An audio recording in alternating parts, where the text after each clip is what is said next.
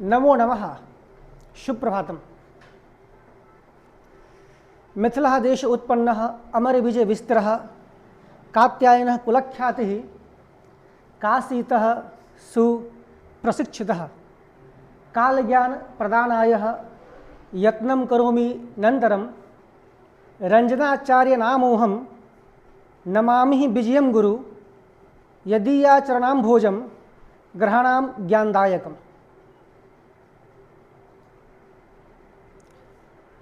आज ज्येष्ठ मास शुक्ल पक्ष पूर्णिमा के दिवस मैं मिथिला देश में उत्पन्न अमरकांत के पुत्र रंजन कुमार झा आप सभी के समकक्ष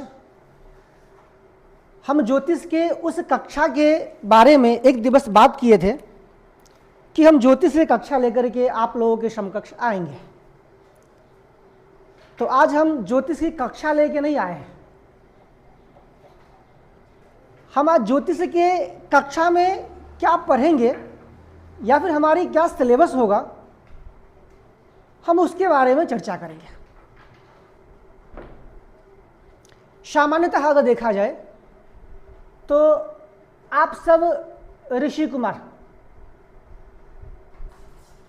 इसमें कुछ ऋषि कुमार ऐसे हैं जो ज्योतिष में अच्छे कुछ ज्ञान पा लिए हो, प्राप्त कर लिए हो, हाँ ठीक कर ले। और कुछ ऋषि कुमार ऐसे हैं जो प्रारंभिक अब ज्ञान प्राप्त करने आए हो। तो सबसे पहले आज हम प्रथम दिवस जो यहाँ प्रेजेंट है, तो मैं आपको ज्योतिष के उस मूल तत्व के बारे में सबसे पहले ये बताऊं कि हम जो पढ़ेंगे ना, उसमें दो वस्तु, ज्योतिष में दो वस्तु पढ़ने योग्य है। पढ़ने योग्य तो बहुत सारी वस्तु है। वर्तमान में ज्योतिष को ऐसे लोग समाज में दो विभागों में बांट दिया है। जैसे कि एक है गणित, दूसरा है फलित। अब देखो, जो गणित ज्योतिष है इसमें हमको सबसे पहले क्या पढ़ना पड़ेगा? तो सबसे पहले मुझे पढ़ना पड़ेगा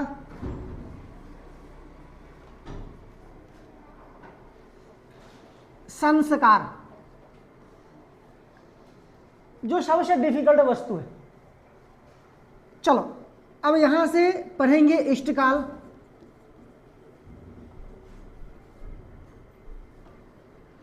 भयात,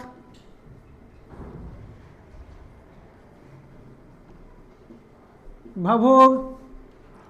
इष्टकाल, भयात, भवोग, यहीं पे आपको नामाक्षर भी आ जाएगा।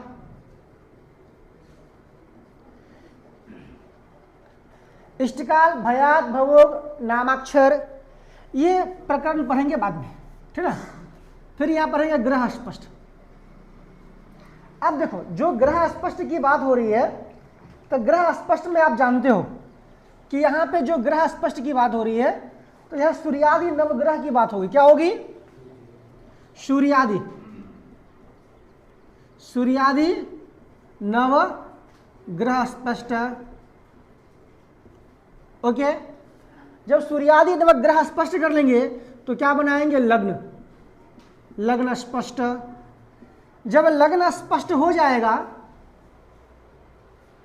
तो आपको, हाँ चंद्रमा की बात आप लोग सोचोगे, चंद्रमा इसी में आ जाएगा। हाँ, सूर्यादि नवग्रह यही चंद्रमा भी आ जाएगा। ओके, लग्न स्पष्ट पढ़ेंगे। फिर पढ़ेंगे क्या? फिर यहां पे हम पढ़ लेंगे दशम लग्न, दशम लग्न, दशम लग्न स्पष्ट, ससंधि भाव, ससंधि भाव।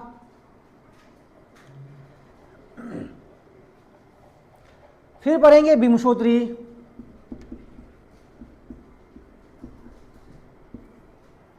फिर पढ़ेंगे अंतरदशा, अंतरदशा। देखो, इतनी वस्तु पढ़ने से लगभग कुंडली की माहिती में पूरी संपन्न हो जाती है। अब यहाँ तुम एक वस्तु ध्यान रखना, कुछ लोग यहाँ पे हो सकता है जब ज्योतिष में आप ज्योतिष के आप लोग क्या विद्यार्थी हो, और अपने वहाँ एक नहीं अनेक विद्यार्थी है और अनेक होशियार बच्चे हैं। अभी देखो अपने शोभित जी है, अभी वो क्या उच्च क्वालिटी के एजुकेशन ले रहे हैं, तब उनको क्या करेंगे हम, तो अभी उनकी ये सब पूरी खत्म हो गई है, दशम लग्न चालू होगा, तो अभी उनको उच्च क्वालिटी के ज्ञान देने के लिए कि उनको क्या उनके भविष्य में टीचर बनना है ज्योतिष से, तो हम क्या करेंगे, तो इनमें एक और वस्तु सीखना पड़ता है, क्या, तो आयन साधन, आयनांश साधन, आयनांश पलभा, पल्लभा साधन, ठीक है। अभी स्वदेशीय मान साधन,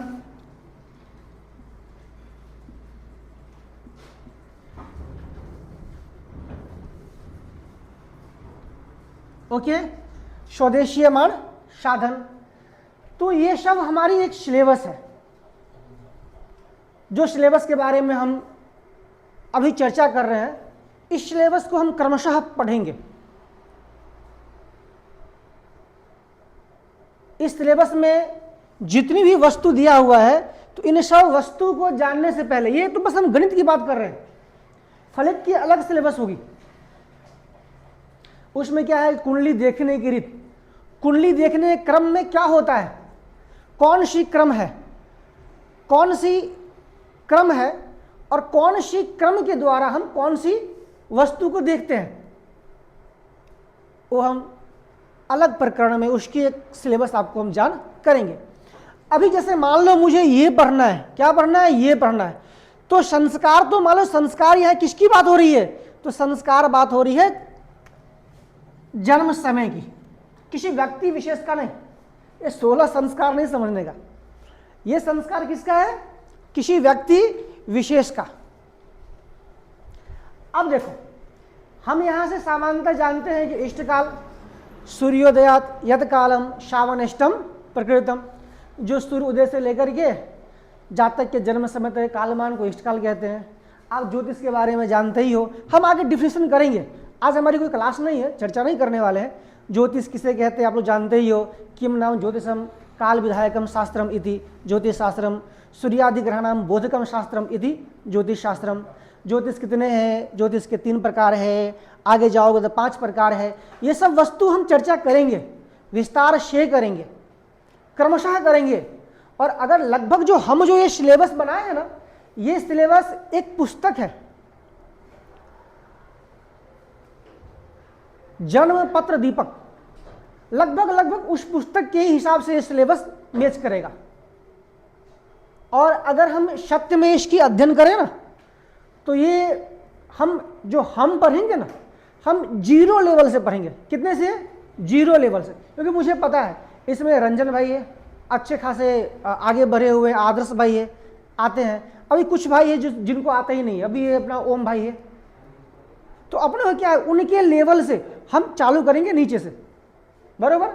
तो हमारी जो लेवल होगी ना, तो हम पहले ज्योतिष का परिचय पढ़ेंगे, ज्योतिष के 3 खंड है, 3 खंड पढ़ेंगे, फिर आगे चलते ज्योतिष को 5 खंड में किया गया है, 5 खंड पढ़ेंगे।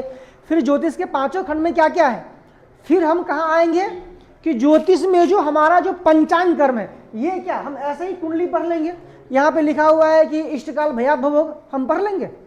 नहीं भाई, इष्टकाल भयात भवोग अगर आपको पढ़ना है तो सबसे पहले आपको पंचांग आनी चाहिए। पंचांग क्या है, पंचांग क्या है भाई, इसके 5 अंग है, तिथि वार नक्षत्र योग करण। अब तिथि जो है, तिथि चलो ठीक है, पंचांग शास्त्र में तिथि की मुझे आवश्यकता है नहीं पड़ती, लेकिन मुझे नक्षत्र की आवश्यकता है।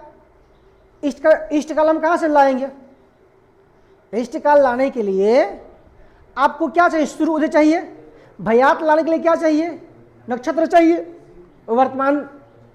वर्तमान नक्षत्र और गत नक्षत्र चाहिए।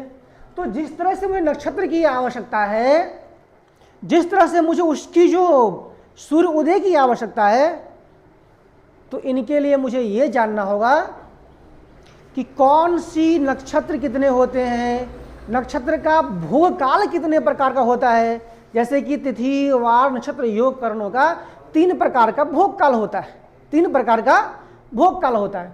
तो मुझे जानना होगा कि तीनों भोग काल कैसा होता है। तो इस तरह से हम जानेंगे आगे कि हमारे जो भोग काल है, भोग काल के 3 प्रकार है। 3 प्रकार में से जो हमारे एक होता है जो पूर्ण भोग काल होती है, फिर एक क्षय है, एक वृद्धि है ना। ये सब प्रकार जानते हुए आगे हम पंचांग को पहले अच्छे से हम जानेंगे। हो सकता है कि हमारे ये वीडियो में जो भी है, अभी हम जो आगे क्रमशः पढ़ने वाले हैं, तो मुझे इष्ट काल तक पहुंचने से पहले मुझे 3, 4, 5 क्लास भी लेनी पड़ सकती है। उन तरह से हम क्लास लेकर के आगे बढ़ेंगे और यह सिलेबस के हिसाब से आगे बढ़ेंगे और आप लोगों की अध्ययन एक सरल सामान्य रीत से पहले कुंडली का विभाग करेंगे और साथ में चिंता नहीं करने का, फलित का भी एक हम विभाग लाएंगे और उसकी सिलेबस बना करके उस सिलेबस के हिसाब से हम पढ़ेंगे, आयोजन करेंगे, आगे बढ़ेंगे। ओके, चलो, जय सिया राम।